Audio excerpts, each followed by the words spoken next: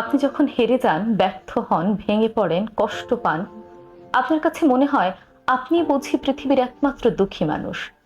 স্রষ্টা আপনাকে এই সকল দুঃখ দিয়ে পৃথিবীতে পাঠিয়েছে। আসলে পৃথিবীতে কারোর সাধ্য নেই আপনাকে দুঃখ দেওয়ার, আপনাকে সুখী করার সাধ্যও কারো নেই। আপনি দুঃখী আছেন আপনার চিন্তার কারণে। এমনকি যিনি সুখে আছেন, তিনিও সুখে আছেন তার চিন্তার কারণে।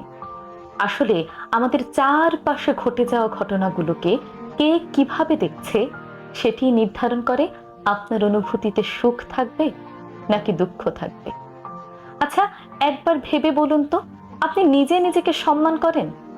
কেউ যখন আপনাকে এসে বলে এই কাজ তোমাকে দিয়ে হবে না, আপনি তখন সেটাই বিশ্বাস করে নেন।